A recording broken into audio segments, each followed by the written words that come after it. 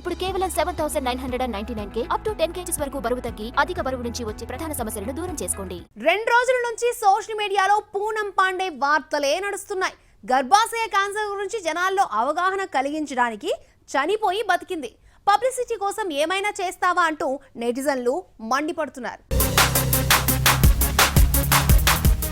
బాలీవుడ్ బోల్డ్ beauty Poonam Pandey cervical cancer తో మరణించిందని ఆమె ఇన్స్టాలో పోస్ట్ వచ్చింది. అయ్యో పాపమంటూ సెలబ్రిటీస్ సైతం శ్రద్ధాంజలి ఘటించారు.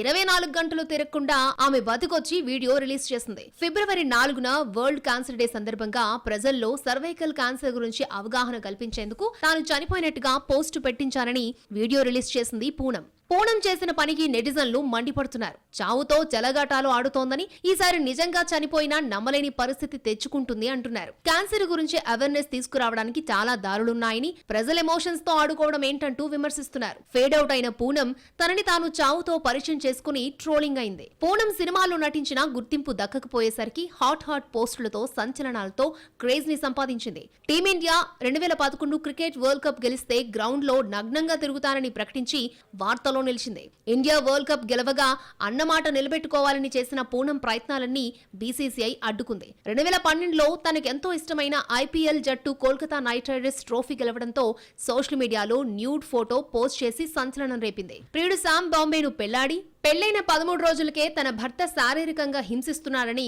పోలీసులను ఆశ్రయించింది. ఆ తర్వాత ఇద్దరూ విడాకులు తీసుకున్నారు. పబ్లిసిటీ కోసం తాపత్రయపడే పూనం తనని తాను చంపుకుని నెటిజన్ల ఆగ్రహానికి గురైంది.